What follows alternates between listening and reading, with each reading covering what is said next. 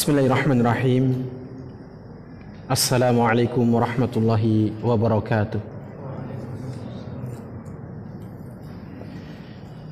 Innal hamdalillah nahmaduhu wa nasta'inuhu wa nastaghfiruh wa na'udzu billahi min shururi anfusina wa min sayyiati a'malina. Man yahdihillahu fala mudilla lahu wa man yudlil fala hadiya lahu. وأشهد أن لا إله إلا الله وحده لا شريك له وأشهد أن محمدا عبده ورسوله. يا أيها الذين آمنوا اتقوا الله حق تقاته ولا تموتن إلا وأنتم مسلمون. يا أيها الناس اتقوا ربكم الذي خلقكم من نفس واحدة وخلق منها زوجها وبث منهما رجالا كثيرا ونساء واتقوا الله الذي تساءلون به والأرحام إن الله كان عليكم رقيبا. يا أيها الذين آمنوا اتقوا الله وقولوا قولا سديدا يصلح لكم أعمالكم ويغفر لكم ذنوبكم ومن يطع الله ورسوله فقد فاز فوزا عظيما. أما بعد فإن أصدق الحديث كتاب الله وخير الهدى هدى نبينا محمد صلى الله عليه وعلى آله وسلم وشر الأمور محدثاتها وكل محدثة بدعة وكل بدعة ضلالة وكل ضلالة في النار. وبعد.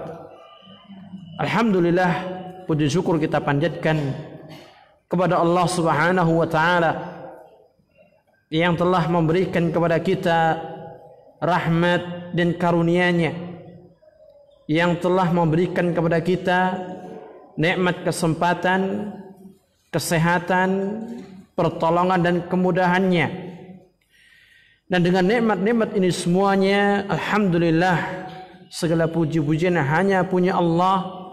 Kita bisa istiqamah di dalam berjalan menuju surganya Allah Subhanahu wa taala.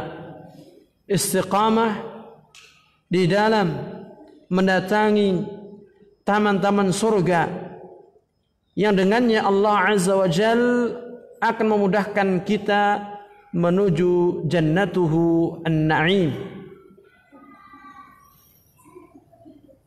Kedua kalinya, salawat dan juga salam semoga senantiasa tercurahkan kepada panutan kita, baginda Nabi yang mulia Muhammad sallallahu alaihi wasallam, kepada keluarga beliau, para sahabatnya, dan orang-orang yang senantiasa mengikuti, mengamalkan dan mendakwahkan sunnah-sunnah Rasulullah alaihi salatu wassalam sampai akhir zaman.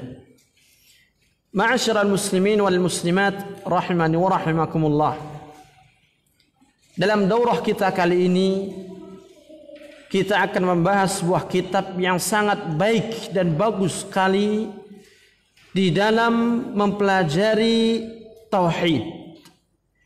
Banyak kitab-kitab para ulama yang membahas masalah tauhid. Akan tetapi kitab yang satu ini, At-Tauhidul Muyassar, merupakan kitab yang amat sangat simpel dan ringkas yang memudahkan bagi kita memahami tauhid pada tahapan pertama. Di dalam kita belajar tentu ada tingkatan. Di dalam kita memahami sebuah ilmu tentu ada prioritas pertama. Dan kitab ini adalah kitab yang cocok bagi kita semua selaku pemula yang mempelajari masalah tauhid dengan benar, sebagaimana yang telah dijelaskan oleh para ulama kita Ahlus Sunnah wal Jamaah. Berbicara masalah tauhid, ma'asyiral muslimin, berarti kita berbicara masalah akidah.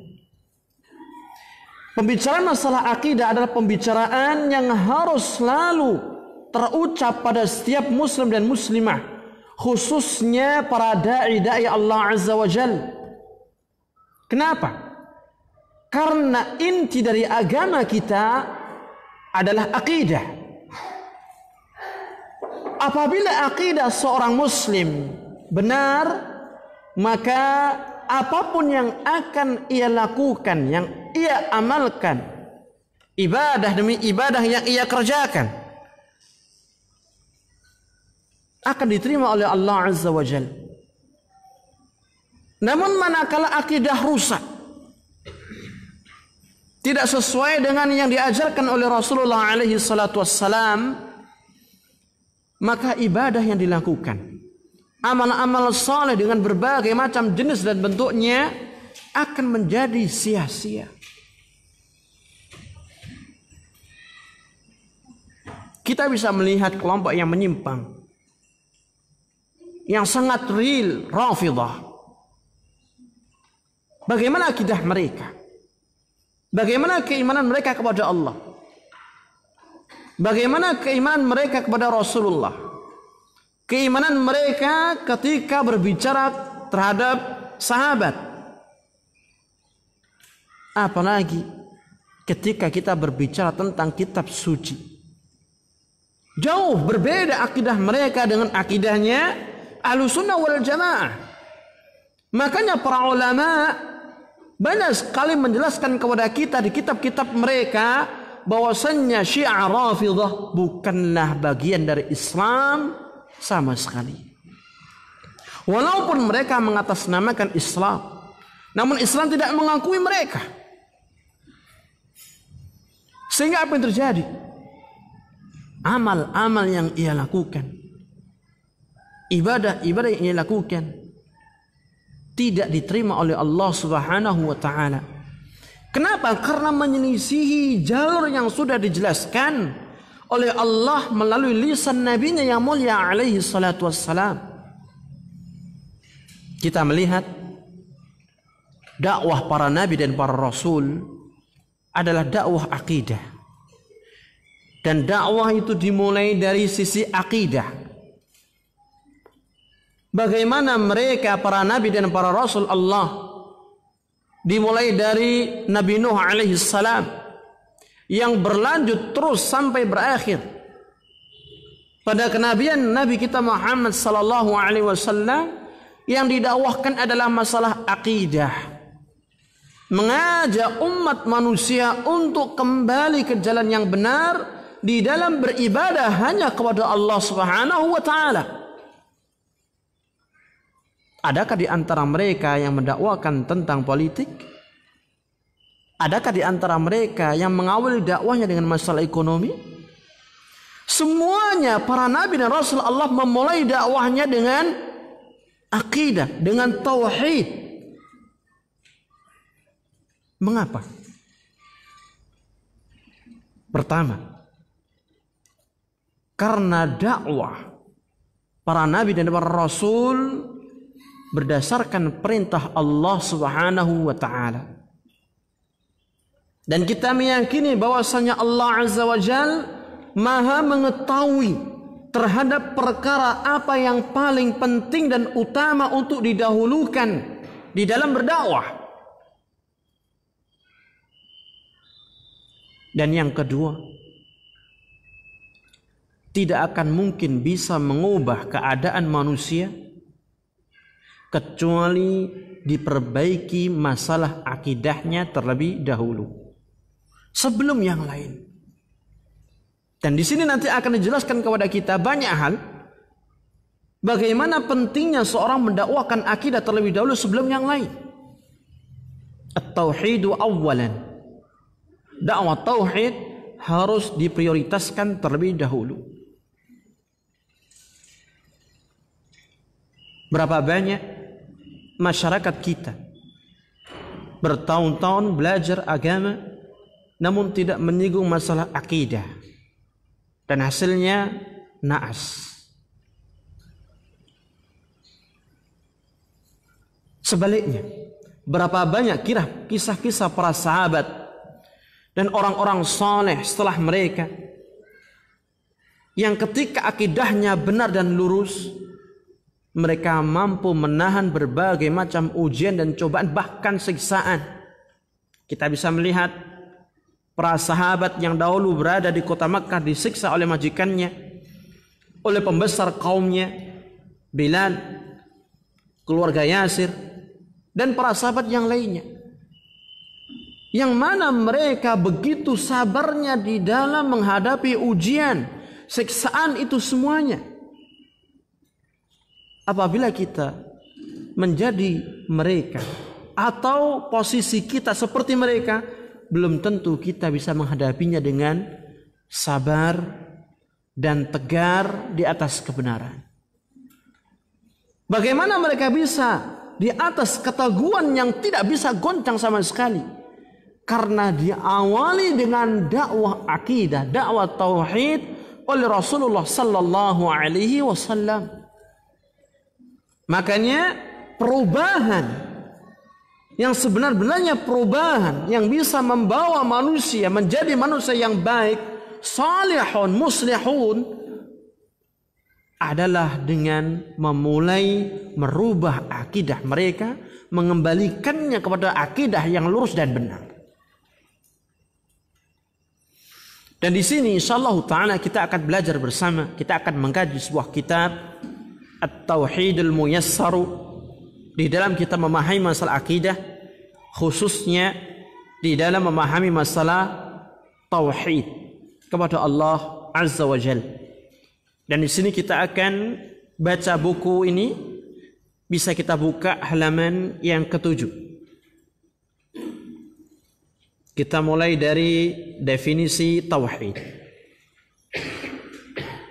Taib, barangkali ada yang bisa membantu untuk membaca teks Arabnya? Ada?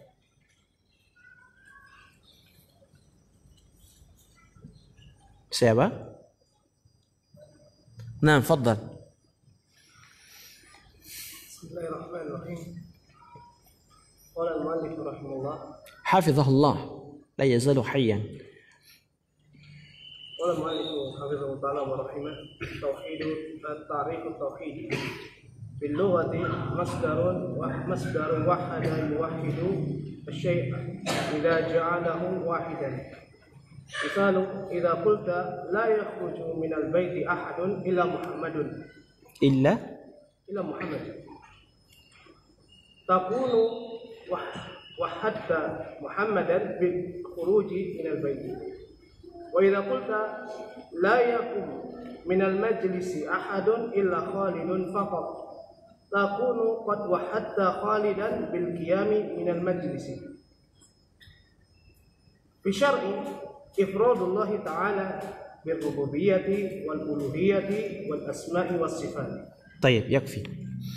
تعريف التوحيد, definisi tauhid. Di sini al-muallif akan menjelaskan kepada kita pengertian tauhid ditinjau dari dua pandangan. Yang pertama dalam pandangan bahasa atau tinjauan bahasa, dan yang kedua dalam pandangan syara', yakni istilah agama. Adapun yang pertama terkait pengertian tauhid ditinjau dari sisi bahasa, dikatakan masdaru wahada yuwahidu syai'a. Wahada yuwahidu tauhidan idza ja'alahu wahidan. Kata tauhid adalah bentuk masdar dari kata kerja wahada yuwahidu. Dari kata kerja wahada yuwahidu. Dikatakan wahada syai'a atau yuwahidu syai'a idza ja'alahu wahidan, apabila dia menjadikannya satu. Artinya kata wahada yuwahidu ketika digunakan di dalam bahasa seharian adalah tatkala seorang menjadikan objek pekerjaan atau perbuatan menjadi satu.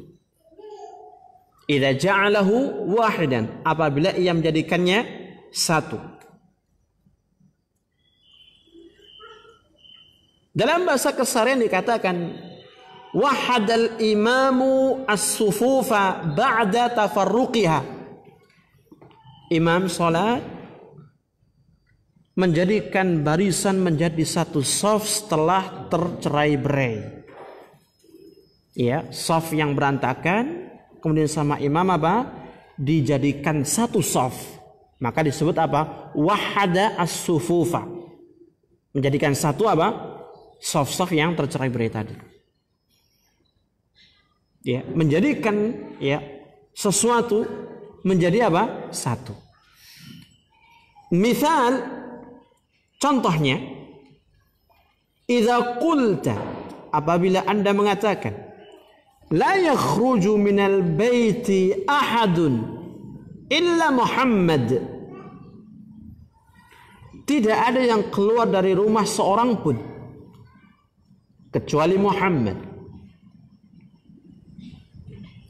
Apabila kita mengatakan tidak ada seorang pun yang keluar dari rumah kecuali Muhammad, takun wahadtu Muhammadan bil khuruji minal bait. Maka dalam hal ini kalau kita menggunakan kata wahada dalam kaitannya kalimat tidak keluar seorang pun dari rumah kecuali Muhammad, maka kita bisa mengatakan wahadtu Muhammadan bil khuruji minal bait. Ya, aku jadikan Muhammad itu sendirian. Ya, bil khuruj dalam hal apa? Keluar minal bait dari rumah. Bisa jadi yang keluar dari rumah itu banyak orang. Namun ketika dikatakan wahadtu Muhammadan bil khuruj minal bait, aku jadikan Muhammad ini hanya dia yang keluar sendirian. Sehingga apa? Muhammad jadi satu-satunya orang yang keluar dari rumah. Tidak ada duanya, tidak ada tiganya. Seperti kita di sini, banyak jumlahnya. Kemudian saya menyeru salah seorang di antara Anda semua untuk keluar dari masjid.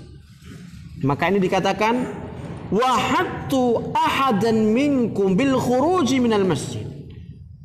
Aku jadikan fulan tadi keluar sendirian, tidak ada yang menemaninya dari masjid ini.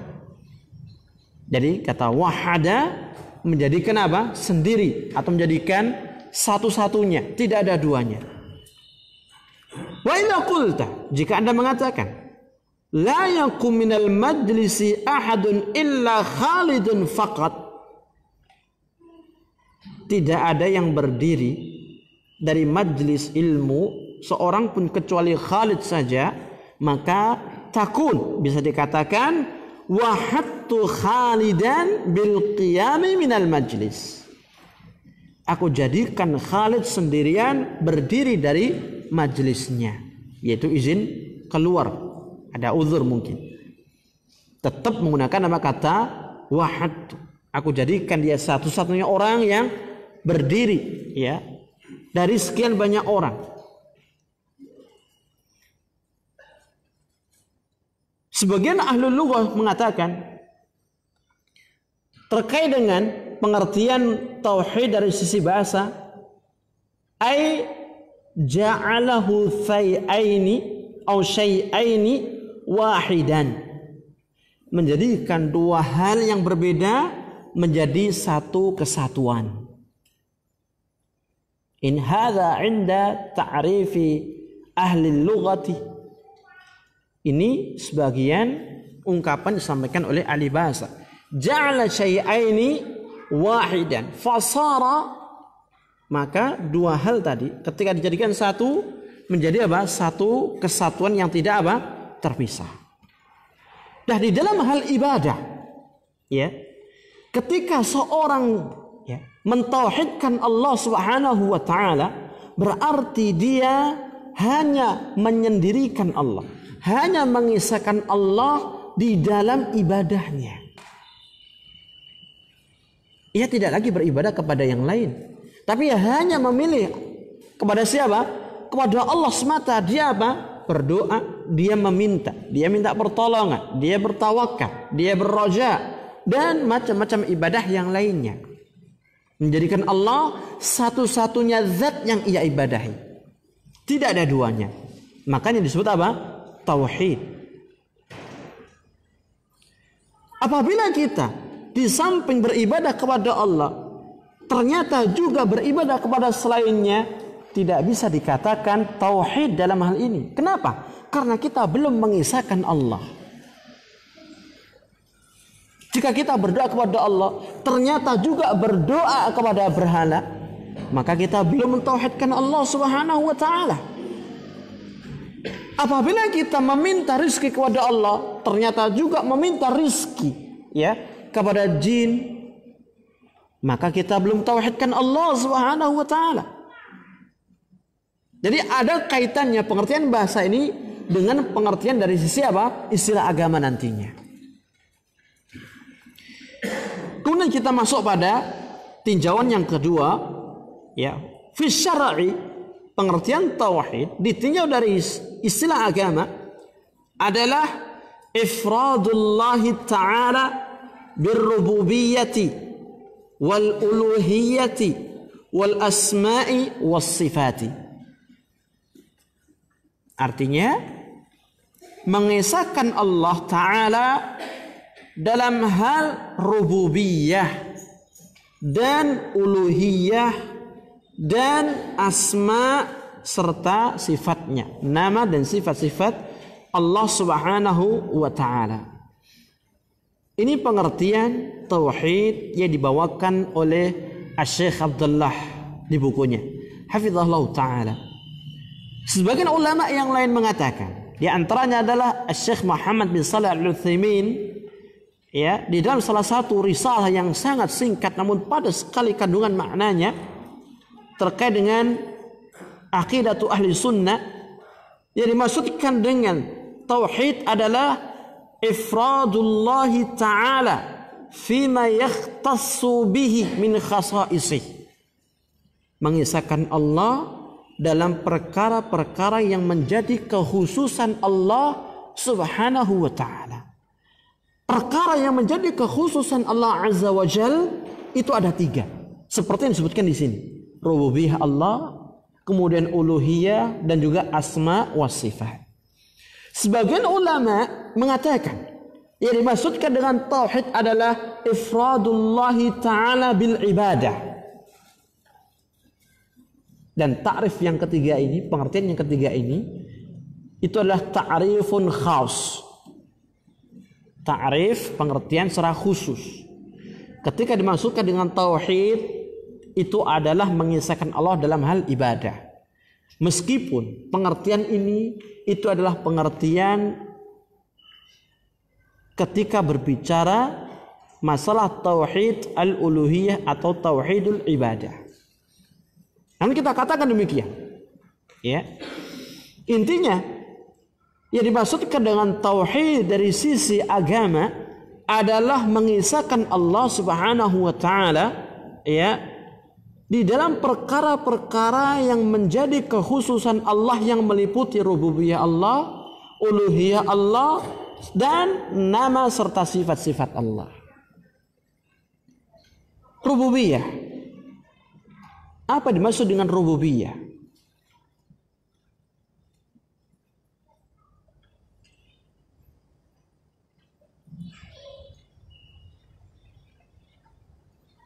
Kata rububiyah yang dimaksudkan di sini adalah terkait dengan perbuatan-perbuatan Allah Subhanahu wa ta'ala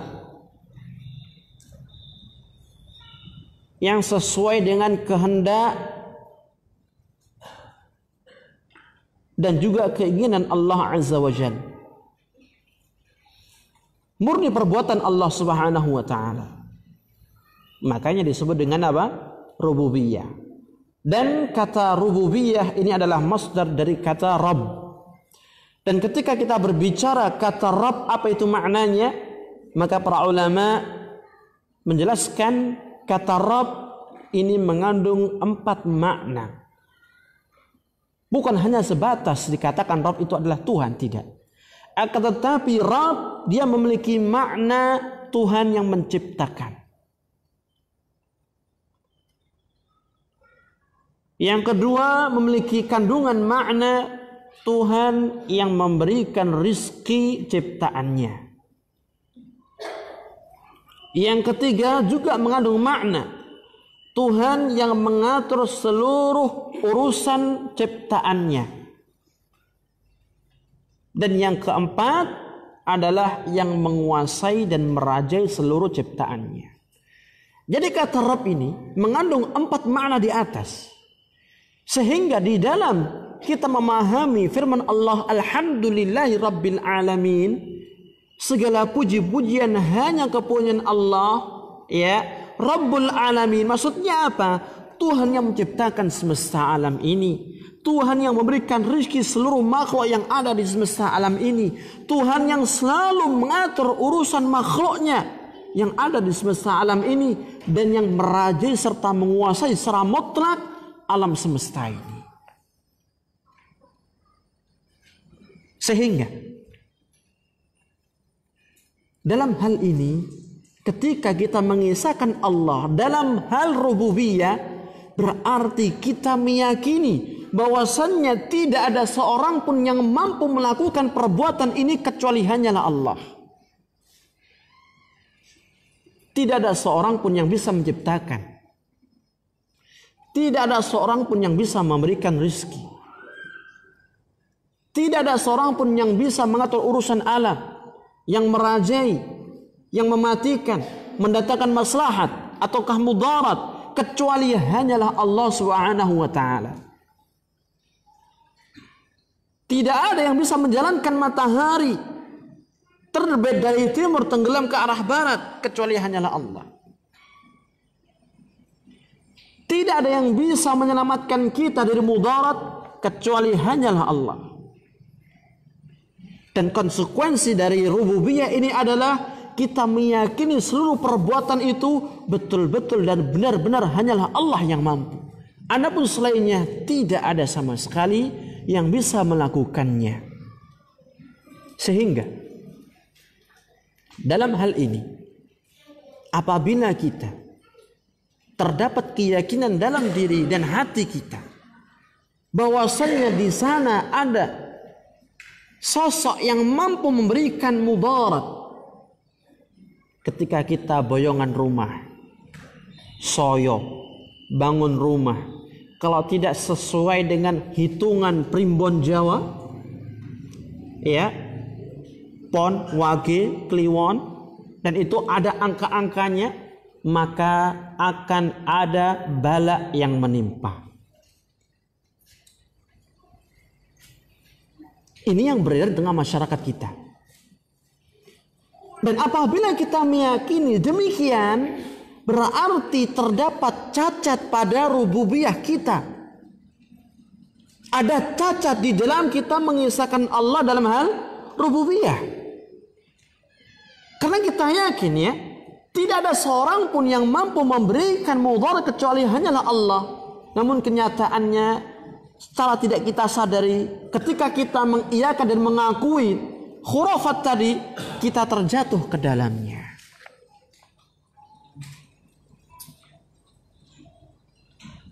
Kenapa, Pak? Kok melakukan persembahan sesaji untuk musa ini dan musa itu? Ya, muksa, tahu muksa ya? Dan di Kediri banyak sekali peninggalan muksa Sri Aji Joyoboyo yang masih dikeramatkan di sana.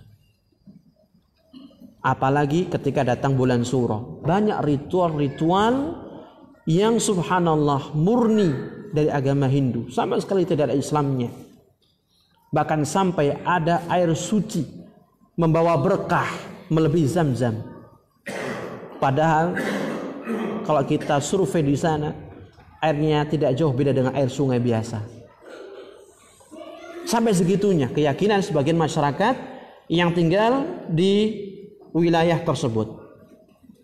Demikian juga kalau seandainya kita meyakini misalnya, ya, ada wali kutub, ada wali itu yang mengatur alam ini, berarti di sini kita masih cacat tauhid rububiyah kita kepada Allah Subhanahu wa taala.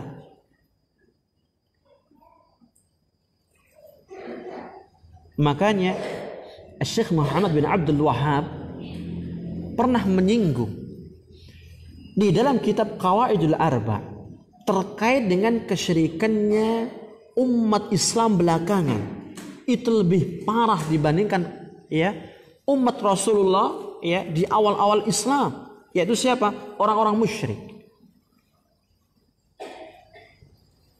Parahnya di mana?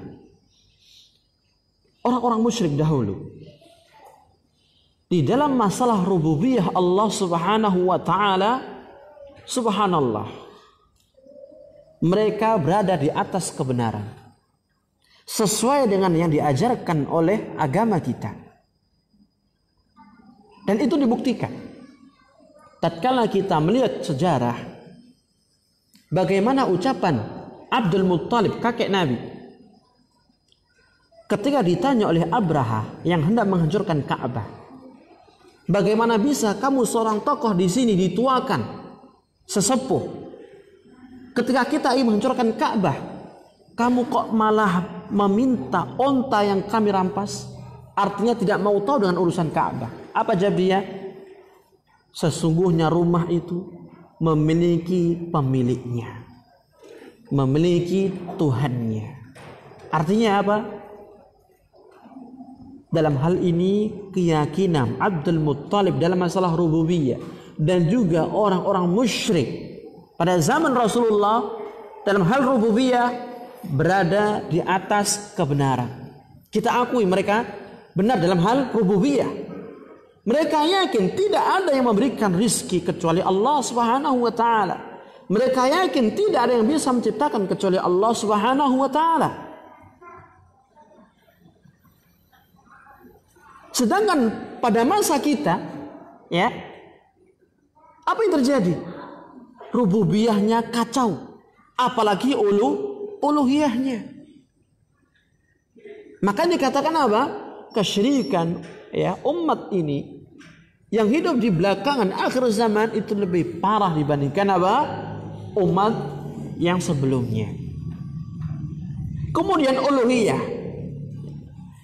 Apa yang dimaksud dengan uluhiyah? Uluhiyah merupakan bentuk masdar dari fi'il alaha ya'lahu. Artinya mengambil sebagai Tuhan, mengambil sebagai zat yang disembah dan diibadahi. Dan yang dimaksudkan dengan uluhiyah di sini adalah mengisahkan Allah Subhanahu wa taala di dalam beribadah kepadanya. Mengisahkan Allah di dalam ibadah. Makanya para ulama di dalam mendefinisikan apa itu tauhid uluhiyah, mereka mengatakan ifradullahi ta'ala bil ibadah, yaitu memurnikan ibadah, mengisahkan ibadah hanya kepada Allah Subhanahu wa ta'ala. Dan inilah dakwah para nabi dan para rasul. Dari mulai Nabi Nuh sampai Nabi kita. Dakwahnya apa? Mengajak seluruh umat manusia untuk beribadah hanya kepada Allah. Kenapa para rasul dahulu tidak mengejarkan dakwah rububiyah? Barangkali ada yang bertanya seperti itu. Jawabnya karena rububiyah ini adalah fitrah penciptaan manusia di atasnya.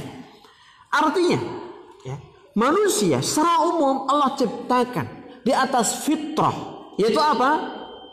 Rububiyah Allah Subhanahu wa taala. Secara fitrah manusia meyakini bahwasanya yang menciptakan ini semuanya hanyalah Allah Azza wa Jalla, tidak ada yang lain yang menghidupkan, yang mematikan, yang memberikan rezeki, yang mengatur alam semesta ini. Sebagaimana hal ini terdapat pada umat terdahulu pun juga terdapat pada umatnya Rasulullah sallallahu alaihi wasallam.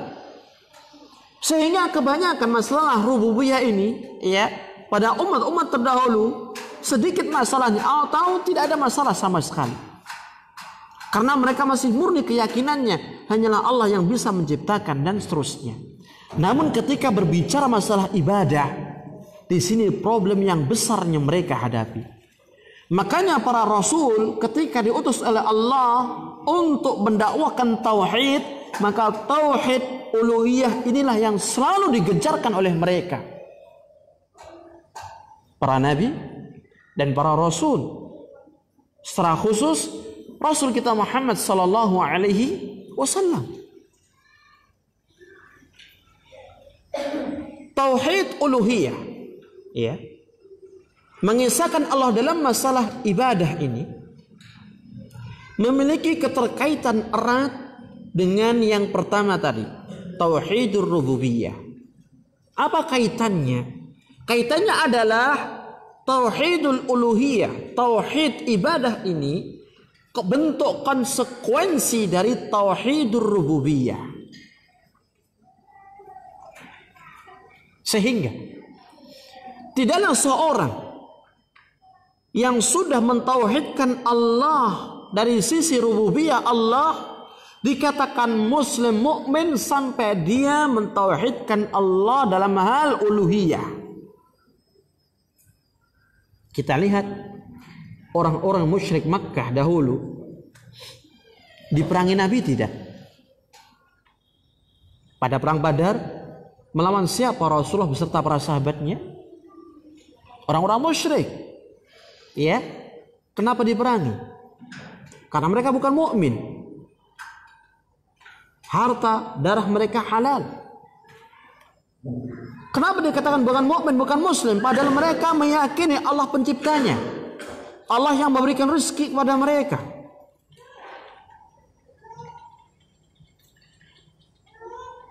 Di sini jawabannya. Karena mentauhidkan Allah dalam hal rububiyah tidak cukup menjadikan seorang itu menjadi muslim dan mukmin. Wala in sa'altahum man khalaqas samawati wal ard la yaqulunna Allah. Kalau seandainya kamu bertanya kepada mereka orang-orang musyrik Makkah, siapa zat yang menciptakan langit dan bumi? Pasti mereka menjawab Allah. Ini masuk ranah apa? Rububiyah atau uluhiyah? Rububiyah. Mereka meyakini. Benar mereka. Apakah mereka dengan tauhidnya ini menjadikan diri mereka muslim dan mukmin? Tidak. Buktinya diperangi oleh Rasulullah sallallahu alaihi wasallam. Bahkan mereka walaupun sudah benar tauhid rububiyahnya namun tidak mau mentauhidkan uluhiyah. Dan itu disinggung dalam ayat fa idza raqibu fil fulki da'u Allah mukhlishina lahuddin falamma najjahum ilal barri idahum yusyrikun. Apabila mereka berada di atas kapal tengah lautan, ya, diterjang oleh badai dan ombak, barulah mereka mengikhlaskan doa kepada Allah. Artinya apa? Berdoanya hanya kepada Allah, tidak berdoa kepada berhala mereka. Minta keselamatan kepada Allah Subhanahu wa taala. Ya, berdoa hanya kepada Allah. Lupa berhala-berhalanya. Kemudian apa yang terjadi setelah Allah selamatkan? Falamma najjahum ilal bar, tatkala kami selamatkan mereka sampai ke daratan lagi, ternyata mereka begitu cepatnya melakukan kesyirikan yang kesekian kalinya. Itu menunjukkan bahwasannya, ya, letak kesalahan mereka adalah di uluhiyah. Makanya dikatakan oleh para ulama, tauhid uluhiyah ini adalah konsekuensi yang harus diwujudkan ketika seorang mentauhidkan Allah dalam hal rububiyah Allah Subhanahu wa taala. Di dalam Al-Quranul Karim di awal-awal surat Al-Baqarah Allah mengatakan, ya ayuhan nas u'budu rabbakum alladzi khalaqakum walladzina min qablikum la'allakum tattaqun.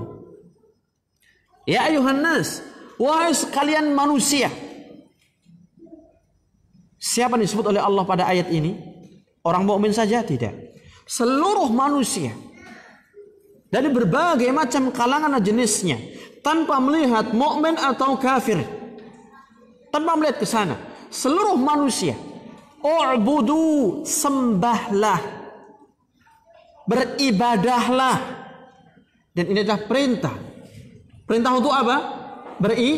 Beribadah. ketika berbicara masalah ibadah berarti berbicara masalah uluhiyah.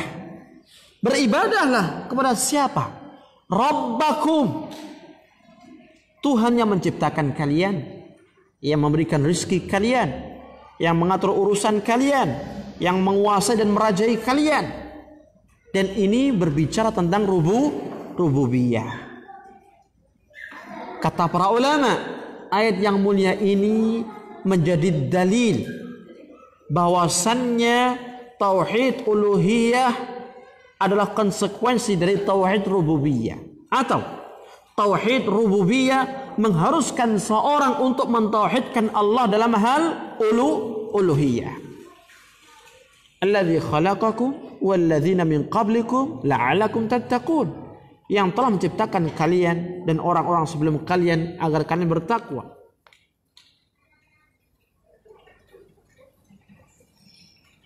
Kemudian yang ketiga adalah wal asma'i was sifat, dalam hal nama-nama Allah dan sifat-sifat Allah Subhanahu wa taala. Artinya Allah Subhanahu wa taala memerintahkan kita di dalam mentauhidkan nama dan sifat Allah dengan cara kita menetapkan nama dan sifat sebagaimana yang Allah tetapkan dalam Al-Quran dan sebagaimana yang ditetapkan oleh Rasulnya di dalam hadis yang sahih,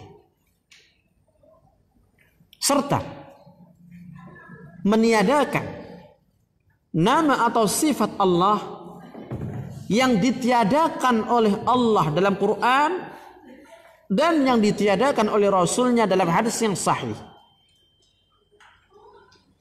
tanpa seorang pun dari kita membagaimanakan sifat tersebut, menyerupakan sifat tersebut, menyimpangkan maknanya, yaitu mentakwil, dan tanpa menolaknya sama sekali. Makanya para ulama kita mengatakan inti dari tauhidul asma wa sifat adalah kita menetapkan seluruh apa yang datang dari nas terkait dengan nama dan sifat Allah tanpa adanya usaha pun dari kita untuk menyerupakan, membagaimanakan, menyimpangkan makna dan menolaknya sama sekali.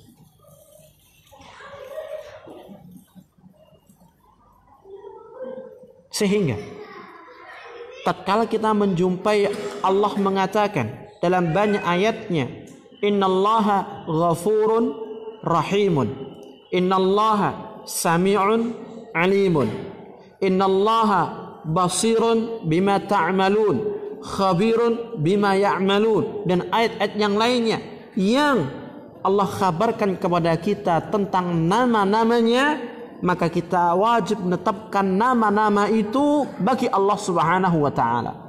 Allah mengatakan Sami', Allah Maha mendengar, kita tetapkan Allah Maha mendengar. Allah katakan dalam ayat Basirun, Maha melihat, kita tetapkan nama Allah apa? Maha melihat. Alimun, Maha mengetahui, kita tetapkan bahwasanya Allah Maha mengetahui. Dan sederet nama-nama yang lainnya, ya, yang dikenal dengan al-asma'u al-husna. Dan al-asma'ul husna jumlahnya tidak terbatas pada bilangan 99. Al-asma'ul husna jumlahnya hanyalah Allah yang mengetahui. Hanya saja yang Allah kabarkan kepada kita. Dan ini sudah dilihat, dipelajari, ditelah oleh para ulama, berkisar antara 99 nama. Dan ini tidak menafikan kalau Allah memiliki nama-nama yang lainnya sebagaimana dijelaskan oleh para ulama dan berdasarkan sabda Nabi yang mulia alaihi salatu wassalam yang mengatakan awista'tharta bihi fi ilmil ghaibi indak, saya berdoa kepadamu ya dengan seluruh nama-nama yang engkau miliki, ya, dengan seluruh nama-nama yang engkau simpan dalam perbendaharaan ghaibmu. Itu menunjukkan di sana ada banyak nama-nama Allah yang lainnya yang tidak dikhabarkan kepada kita dalam Quran maupun hadis Nabi yang mulia sallallahu alaihi wasallam. Di dalam kita menetapkan nama Allah Subhanahu wa taala, berarti kita juga menetapkan makna yang terkandung di dalamnya. Ketika Allah mengatakan Sami'un, Maha mendengar, berarti wajib kita yakini bahwasanya zat Allah benar-benar Maha mendengar. Di dalam kita menetapkan nama tersebut juga ada kewajiban yang lain untuk menetapkan sifat Allah Azza wa Jalla. Karena setiap nama itu mengandung sifat Allah Subhanahu wa taala. As-Sami', Maha mendengar. Sifat yang terkandung di dalamnya adalah As-Sam'u, yaitu pendengaran. Dan ini harus kita tetapkan tanpa kita membagaimanakan sifat Allah. Seperti apa sih sifat Allah begitu? Tanpa menyerupakan dengan sifat makhluknya sama sekali. Tidak bisa kita katakan ya pendengaran Allah sama dengan pendengaran kita. Tidak boleh, haram hukumnya. Kalau seandainya antara sesama makhluk aja ada perbedaan, bagaimana dengan makhluk kepada Allah Subhanahu wa taala? Kalau seandainya kita dari golongan manusia aja pendengaran kita masing-masing berbeda. Ada yang kecil, ada yang besar, macam-macam. Bagaimana pendengaran Allah Subhanahu wa taala? Kalau seandainya antara manusia dengan binatang dan jinnya berbeda pendengarannya, terlebih lagi ketika kita berbicara terkait dengan pendengaran Allah Subhanahu wa taala beda hakikatnya. Makanya dari situ kita tidak boleh apa? Membagaimanakan dan menyerupakan pendengaran tersebut. Dan juga kita tidak dibolehkan untuk apa? Mentakwil dari makna yang dikandung oleh kata tersebut. Apalagi apa? Menolaknya. Jadi ini ya 3 perkara yang menjadi kekhususan Allah, dari mulai rububiyah Allah, uluhiyah Allah, dan nama serta sifat-sifat Allah Subhanahu wa taala. Jika ada yang bertanya, Ustaz, bagaimana dengan masalah hukum syariat?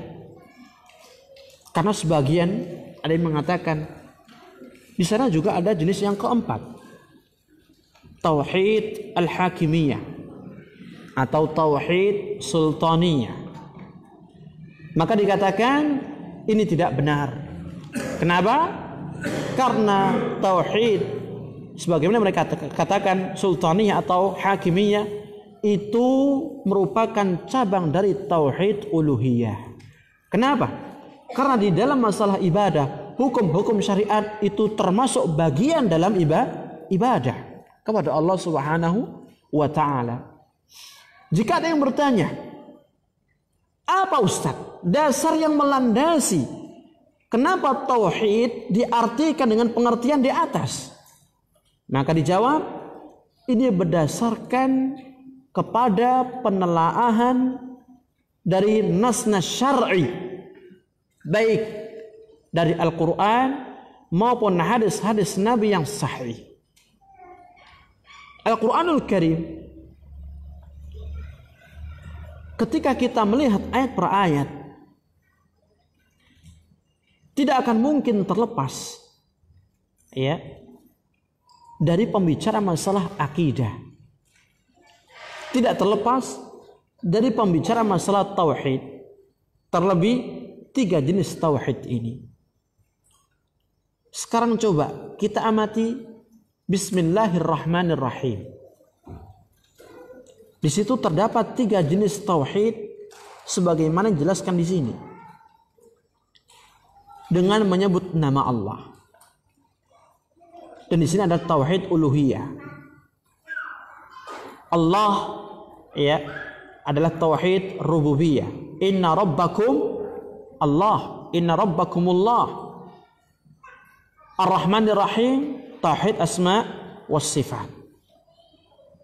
dan ayat-ayat yang lainnya yang semuanya berkutat ya pada 3 jenis tauhid ini. Apabila kita melewati ayat-ayat yang berbicara masalah akidah, dan tidak ada ya sebuah ayat yang khusus berbicara masalah apa? Tauhid hakimiyah.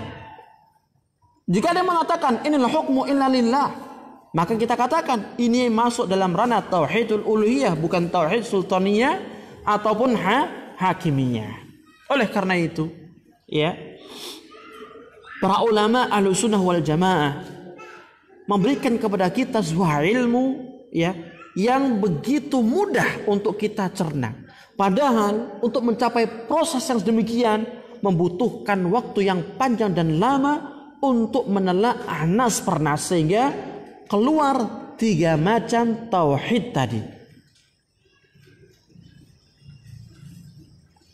Jika ada yang mengatakan tauhid itu adalah meyakini kalau Allah itu ada,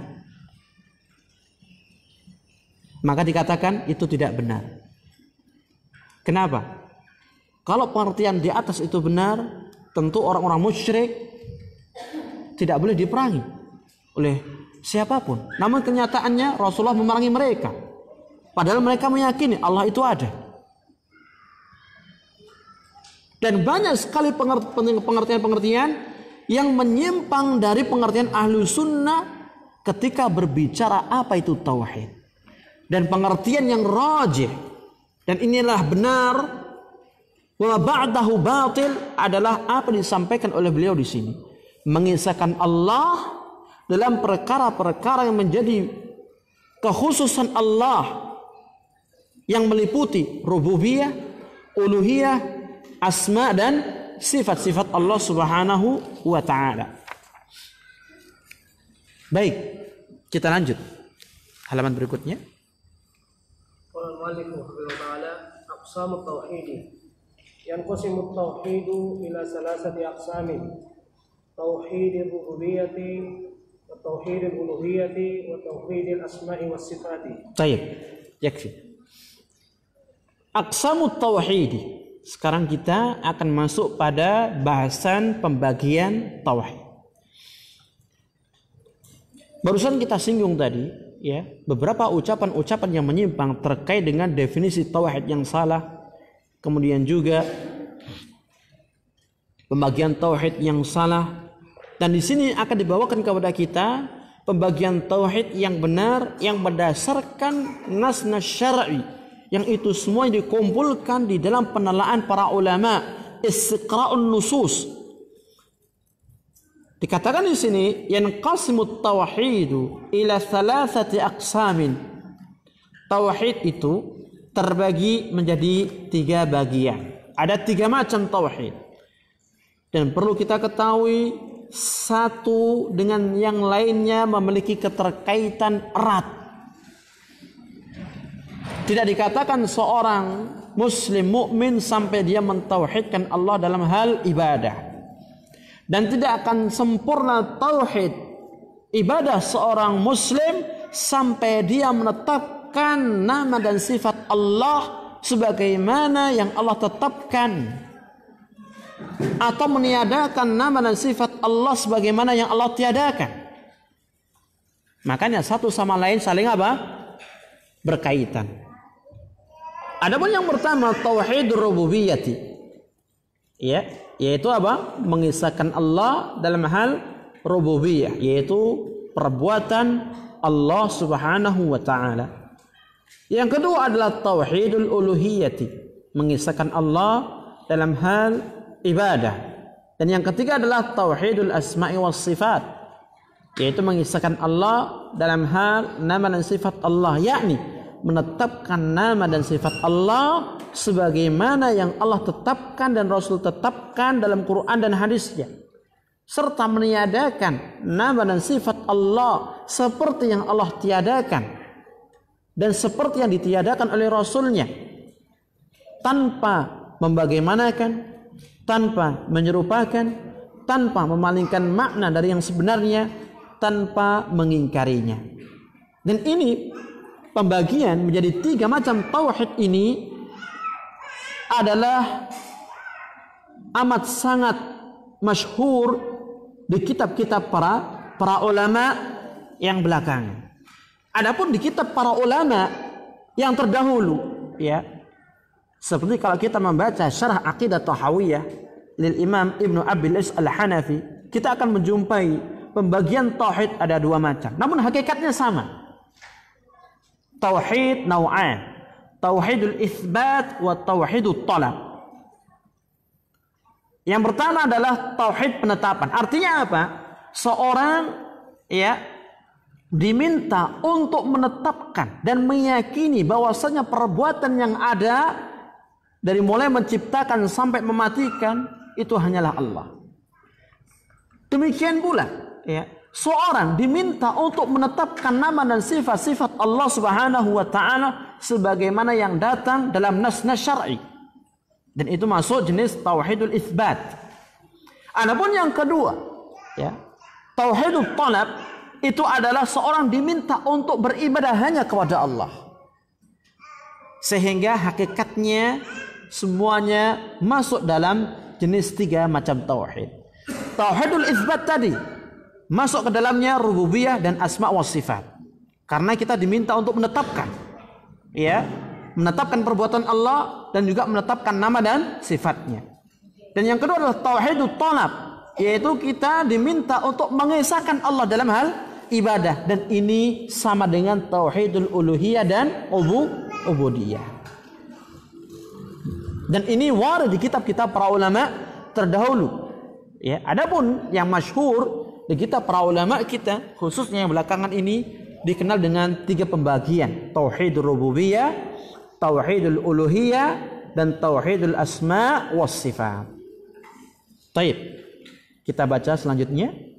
Wa ilaika وإليك تعريف كل قسم منها مع بيان دليله. نعم. توحيد الربوبية تعريفه إفراد الله عز وجل بالخلق والملك والتدبير، أو نقول هو إفراد الله عز وجل بأفعاله. أمثلة على أفعاله الخلق والرزق والإحياء والإماتة والإنزال المطر وإنبات الشجر وغير ذلك. ودليله قوله تعالى: ألا له الخلق والأمر، وقوله: ولله ملك السماوات والأرض، وقوله: قل من يرزقكم من السماء والأرض أمن يملك السمع والأبصار ومن يخرج الحي من الميت ويخرج الميت من الحي ومن يدبر الأمر فسيقولون الله فقل أفلا تتقون. الثاني توحيد الألوهية ويسمى توحيد العبادة. تعريفه هو إفراد الله عز وجل بأفعال العباد، أمثلة كالصلاة والصيام والحج والتوكل والنذر والخوف والرجاء والمحبة وغير ذلك. ودليله قوله تعالى: وما خلقت الجن والإنس إلا ليعبدون، وقوله: واعبدوا الله ولا تشركوا به شيئا، وقوله: وما أرسلنا من قبلك من رسول إلا نوحي إليه أنه لا إله إلا أنا فاعبدون. الثالث توحيد الأسماء والصفات. تعريفه هو أن يوصف الله بما وصف به نفسه وبما وصفه به رسوله صلى الله عليه وسلم من صفات الكمال ونعوت الجلال، من غير تكييف ولا تمثيل ومن غير تحريف ولا تعطيل. ودليله قوله تعالى: ليس كمثله شيء وهو السميع البصير، وقوله تعالى: ولله الأسماء الحسنى فادعوه بها وذروا الذين يلحدون في أسمائه سيجزون ما كانوا يعملون. طيب. وإليك تعريف كل قسم منها مع بيان دليله.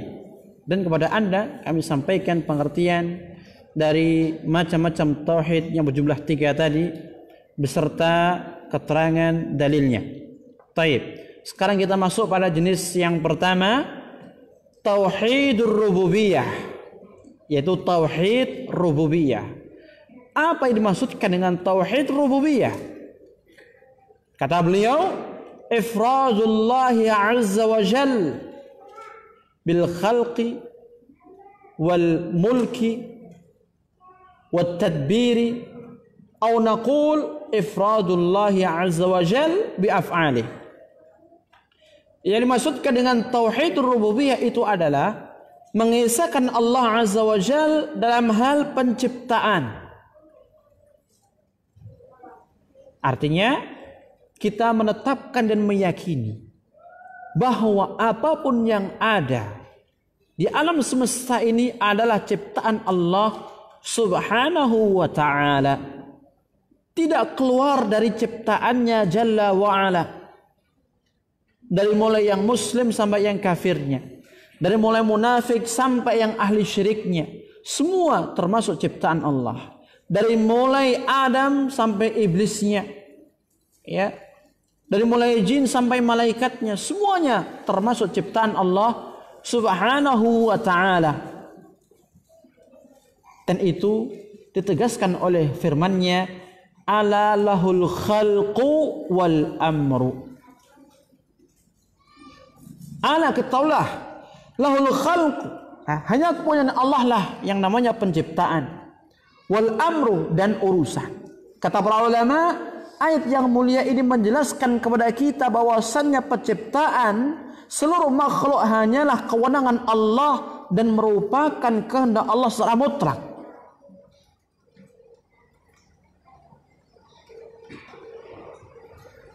Makanya di antara bentuk baik tidaknya tauhid rububiyah kita adalah tatkala kita menjumpai makhluk, baik dari manusia atau yang lainnya, yang statusnya sangat di bawah kita kedudukannya. Misalnya kita melihat orang yang cacat, bawaan zat lain. Apabila kita mencela dan menghina, berarti di sini letak kecacatan tauhid rububiyah kita. Kenapa? Karena tatkala kita mencela orang tadi, berarti kita mencela yang membuatnya. Yaitu siapa? Allah subhanahu wa ta'ala. Dan Allah ketika mencipta itu semuanya sesuai dengan kehendak dan keinginannya, dan tidak ada yang menghalangi sama sekali. Oleh karena itu, pentingnya kita menjaga lisan kita, dan pentingnya kita menjaga tauhid rububiyah dari hal-hal yang remeh ini. Makanya Nabi mengajarkan kepada kita ketika melihat sesuatu, ya, yang merupakan ujian bagi orang tersebut, apa kata Nabi? Alhamdulillahilladzi afani mimma ibtalah wa faddalani ala katsirin mimman khalaqa tafdila. Segala puji bagi Allah yang memberikan kepadaku sebuah nikmat kesehatan, ya, yang tidak diberikan kepadanya, yang telah melebihkan penciptaanku dengan kelebihan yang luar biasa. Memulangkan semuanya kepada Allah Subhanahu wa taala. Kemudian yang kedua apa? Wal mulk, dan kerajaan, kekuasaan. Mengisahkan Allah bahwasannya Allah merajai seluruh apa yang ada di jagat raya ini. Allah mengatakan, walillahi mulkus samawati wal ard. Dan kepunyaan Allah lah kerajaan langit dan bumi. Dan ayat ini membantah keyakinan orang-orang yang meyakini ada sosok-sosok yang memiliki kekuatan selain Allah. Bathara Kala, Dewa Wisnu, atau yang lainnya, ya. Kalau seandainya apa yang diyakini oleh masyarakat dan umat manusia akan adanya Tuhan selain Allah, pasti jagat raya ini akan hancur, ma'asyiral muslimin. Kenapa? Apabila ada Tuhan selain Allah Azza wa Jal, pasti masing-masing akan berusaha untuk saling mengalahkan. Dan itu fakta. Sebagaimana kita, ya, ketika kita melihat ada sebuah negara yang dikdaya, punya kekuatan dan power luar biasa, kemudian ada negara yang lain yang juga menyainginya, satu sama lain ingin mengalahkan. Amerika dengan Korea, ya kan? Belum lagi dengan Rusianya. Ini tabiat manusia. Lantas jika hal ini berlaku bagi tuhan-tuhan yang diyakini ada di alam raya ini, tentu yang namanya kehidupan seperti saat ini yang kita rasakan mustahil ada. Lau kana fihima aliha ghairallah la fasadata. Kalau seandainya di sana ada tuhan-tuhan selain Allah Subhanahu wa taala, niscaya langit dan bumi ini pasti akan rusak. Karena masing-masing punya kekuatan, akan saling mengalahkan dan akan menciptakan makhluknya masing-masing. Namun kenyataannya yang kita jumpai di alam ini berjalan begitu indah dan serasi sesuai dengan aturan, ya. Ini menunjukkan kemahaesaan Allah Subhanahu wa taala. Dan memang Allah yang merajai langit dan bumi. Tidak ada raja selain Allah Azza wa Jalla. Wat tadbir, dan juga yang mengatur seluruh urusan makhluknya. Au naqul, atau kita bisa mengatakan yang dimaksudkan dengan pengertian tauhid rububiyah adalah ifradullah azza wa jalla bi af'alih, yaitu mengesahkan Allah dalam hal perbuatan-perbuatan Allah Subhanahu wa taala. Seperti yang kita singgung di atas tadi, inti dari rububiyah adalah kita mengesahkan Allah, bahwasannya perbuatan-perbuatan dari mulai menciptakan dan mematikan, yang bisa melakukannya di sini adalah hanyalah Allah, bukan yang lainnya. Amtsilatu ala af'alih, ya, contoh-contoh yang menunjukkan perbuatan Allah adalah al-khalqu, menciptakan, warizqu, memberikan rizki, wal ihya'u, dan mematikan, menghidupkan, wal imatatu, dan mematikan, wal ihya'u, menghidupkan, wal imamatu, wal imatatu, dan mematikan, wa inzalul matar, dan menurunkan hujan, wa inbatu syajar, dan menumbuhkan pepohonan, wa ghairu dzalik, dan yang selainnya. Allah mengatakan, qul man yarzuqukum minas sama'i wal ardh. Katakan, siapa zat yang memberikan rizki kepada kalian dari langit dan dari bumi? Amma yamliku sam'a wal absar. Apakah sama orang yang memiliki pendengaran dan penglihatan dengan orang yang tidak memilikinya? Wa man yukhrijul hayya minal mayyit. Dan siapakah zat yang bisa mengeluarkan sesuatu yang hidup dari yang mati? Sebagian ahli tafsir mengatakan, salehnya seorang anak yang terlahir dari orang tua yang kufur kepada Allah Subhanahu wa taala. Ya, mengeluarkan sesuatu yang hidup dari yang mati. Wa yukhrijul mayyita minal hayy, dan yang mengeluarkan yang mati dari sesuatu yang hidup, kebalikannya, ya. Wa may yudabbirul amra, dan siapa yang mengatur seluruh urusan, fasayaquluna Allah, pasti mereka akan mengatakan hanyalah Allah. Faqul afala tattaqun, oleh karena itu katakan kepada mereka, tidakkah mereka bertakwa dalam hal ini? Ayat yang mulia ini adalah bantahan kepada orang-orang musyrik Makkah ketika itu dan orang-orang musyrik yang lainnya sampai akhir zaman, tatkala mereka meyakini akan perbuatan-perbuatan Allah namun tidak mau mengisahkan Allah. Makanya Allah katakan, tanyakan kepada mereka, siapa yang ngasih rezeki kalian? Siapa yang bisa menghidupkan, mematikan? Ya, menghidupkan, mengeluarkan yang hidup dari yang mati, mengeluarkan yang mati dari yang hidup. Pasti mereka akan mengatakan itu semua yang bisa hanyalah Allah. Dan ini menunjukkan bahwasanya orang-orang musyrik ketika itu sudah berada di atas apa? Tauhid rububiyah. Hanya saja mereka tidak mau mentauhidkan Allah dalam hal ibadah kepadanya. Makanya di akhir ayat Allah tutup apa? Faqul, maka katakan kepada mereka, jika kalian sudah mengetahui hakikat urusannya, jika kalian sudah mengetahui hanyalah Allah yang bisa melakukan ini, mengapa kalian tidak bertakwa kepada Allah dengan mentauhidkan ubudiyah kepadanya?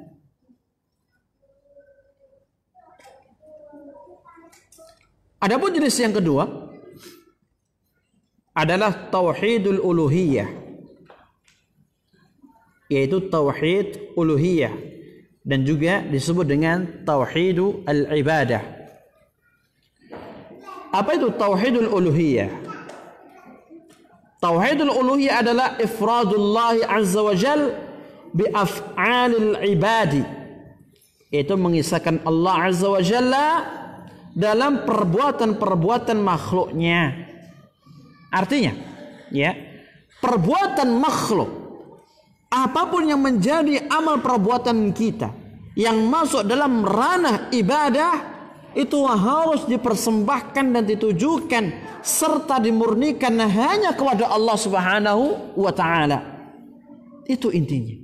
Kalau rububiyah itu menyangkut perbuatan Allah, kalau ubudiyah ini menyangkut perbuatan hamba yang harus dipersembahkan kepada siapa? Allah Subhanahu wa taala.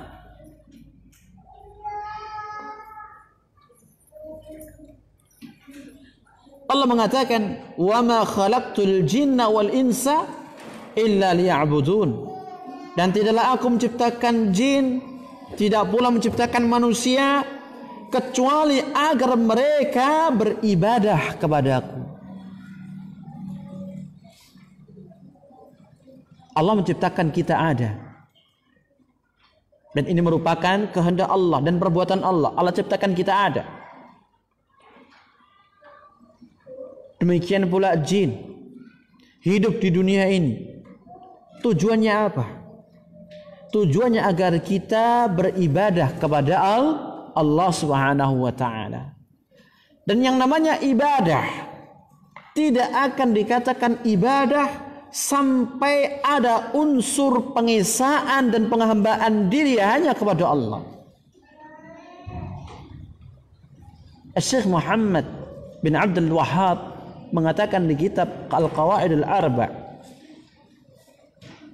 al-ibadatu la tusamma ibadatan illa ma'at tauhid, kama anna as-salata la tusamma salatan illa ma'at taharah. Artinya, sebuah ibadah tidak akan dikatakan ibadah yang sejati, ibadah yang benar, ibadah yang diterima oleh Allah sampai dibarengi dengan tauhid kepadanya, yaitu memberikan ibadah hanya kepada Allah, tidak kepada yang lainnya. Sebagaimana halnya salat, tidak akan dikatakan salat itu sah sampai seorang bersuci terlebih dahulu, mensucikan dirinya dari hadas kecil dan hadas besar. Coba kita habis buang angin lalu salat, apakah sah salat kita? Tidak. Demikian pula ketika kita beribadah kepada Allah, namun kita meminta kepada selain Allah,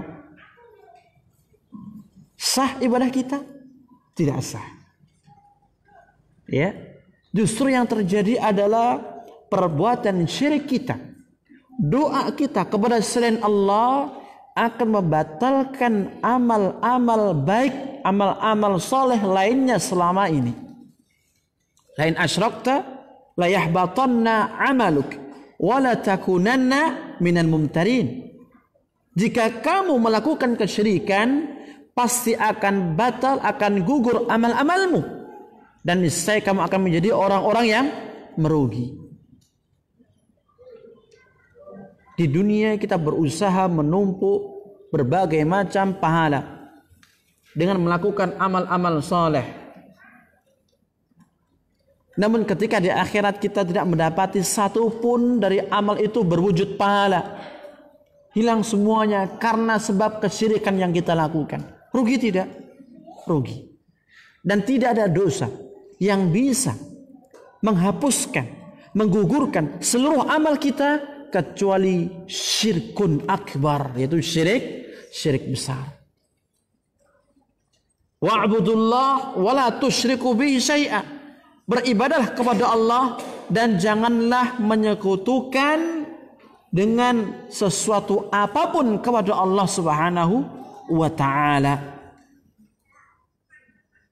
Ayat yang mulia ini pertama mengandung perintah yang paling agung. Kedua, mengandung larangan yang paling agung. Perintah yang paling agung apa?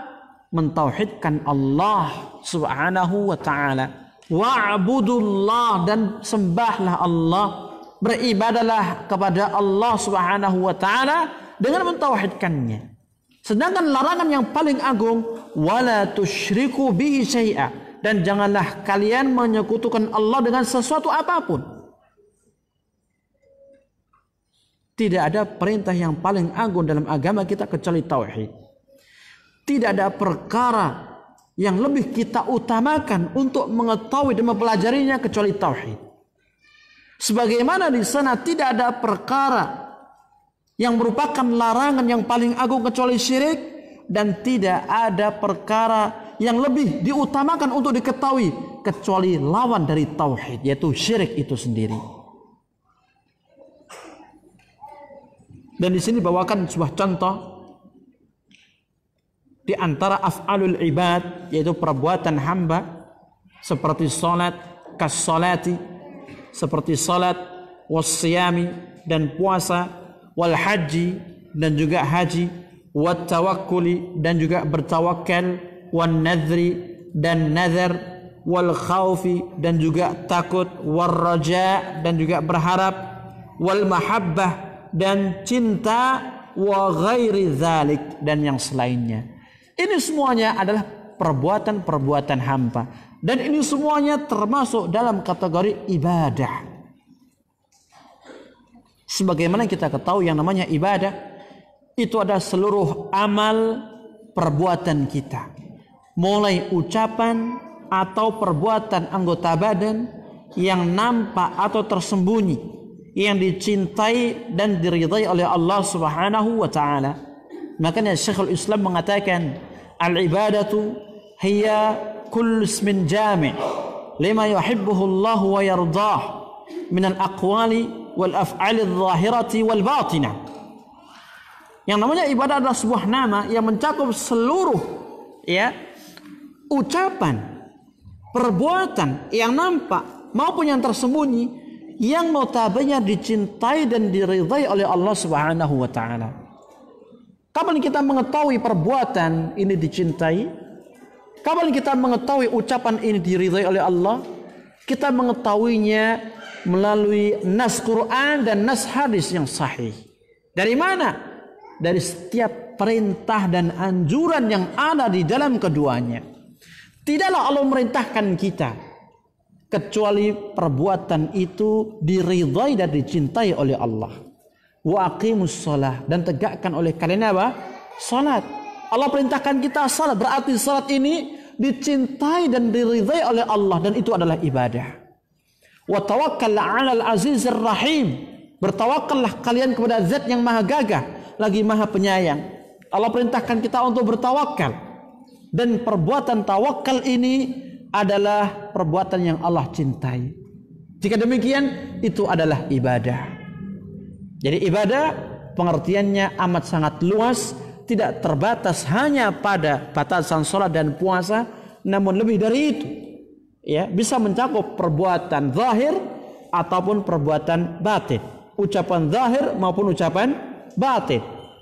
Wa ma arsalna min qablika min rasul illa nuhi ilaihi annahu la ilaha illa ana fa'budun. Dan ini dalil yang ketiga yang melandasi jenis yang kedua.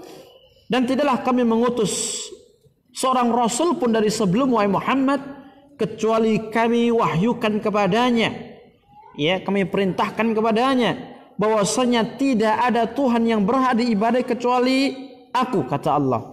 Fa'buduni, maka beribadahlah hanya kepadaku. Kemudian yang ketiga, kita tambah sedikit ya. Tauhidul asma'i was sifat. Mengesahkan Allah dalam nama dan sifat-sifatnya. Apa maksudnya? An yusafallahu bima wasafa bihi nafsah, yaitu mensifatkan Allah dengan sifat-sifat yang Allah terangkan dalam Qur'annya, yang Allah sifati dirinya dengan sifat tersebut. Wa bima wasafahu bihi Rasul sallallahu alaihi wasallam, dan sebagaimana yang disifatkan oleh Rasulnya sallallahu alaihi wasallam min sifatil kamal, dari sifat-sifat sempurna, wa nu'util jalal, dan sifat-sifat yang memiliki kemuliaan, min ghairi takyifin wala tamthil, tanpa membagaimanakan dan menyerupakan, wa min ghairi tahrifin wala ta'til, tanpa menyimpangkan dari makna yang sebenarnya dan tanpa menolaknya. Dalilnya adalah laisa kamitslihi syai'un wa huwas samiul basir. Tidak ada satupun yang serupa dengan Allah sama sekali. Wa huwas samiul basir, dan dia adalah maha mendengar lagi maha melihat. Ayat yang mulia ini, ma'asyiral muslimin, adalah kaidah di dalam memahami nama dan sifat Allah Subhanahu wa taala. Dan ini adalah kaidah Ahlussunnah wal Jamaah dalam masalah tauhidul asma was sifat. Ayat yang mulia ini, pertama, terdapat kandungan peniadaan dari penyerupaan. Dan yang kedua, terdapat penetapan sifat dan nama Allah Subhanahu wa taala. Makanya ulama Ahlussunnah wal Jamaah di dalam menetapkan nama Allah Azza wa Jalla, mereka menempuh dua jalan. Yang pertama, dengan menetapkan seperti yang ditetapkan oleh nas. Kedua, meniadakan segala macam penyerupaan terhadap sifat tersebut. Berbeda dengan golongan yang menyimpang. Kebanyakan di antara mereka menempuh metode meniadakan sifat Allah Subhanahu wa taala.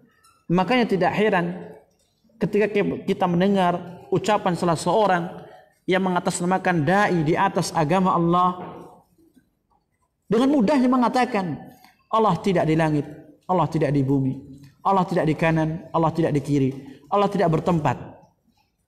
Dan itulah manhaj yang menyimpang di dalam masalah penetapan sifat Allah Azza wa Jalla. Makanya para ulama salaf mengatakan, ya, dengan ucapannya yang amat sangat bagus sekali untuk kita fahami bersama. Apa ucapan mereka? Al-Jahmiyatu ta'budu adaman, wal musyabbihatu ta'budu sanaman. Al-Jahmiyah, Jahmiyah adalah pengikutnya Jahm bin Safwan, dan dalam masalah ini mereka meniadakan, mengingkari seluruh sifat dan nama Allah Subhanahu wa taala. Makanya mereka tidak menetapkan sama sekali sifat Allah. Sama sekali. Kata ulama, Jahmiyah ini hakikatnya menyembah sesuatu yang tidak berwujud, sesuatu yang tidak ada. Padahal Allah ada, Allah berwujud, Allah bertempat sesuai dengan keagungan dan kemuliaannya. Sedangkan al-musyabbihatu, yaitu golongan yang menyerupakan sifat-sifat Allah dengan sifat makhluknya, itu mereka menyembah berhala. Kenapa? Karena dengan menyerupakan tersebutlah mereka terjatuh dalam kesyirikan. Ya, mungkin ini yang bisa kita sampaikan. Insya Allah kita akan lanjut lagi pada sesi berikutnya. Jam berapa? 10? Jam 10. Taib bi'idhnillahi ta'ala. Wa akhiru da'wana alhamdulillahi rabbil alamin. Wassalamualaikum warahmatullahi wabarakatuh.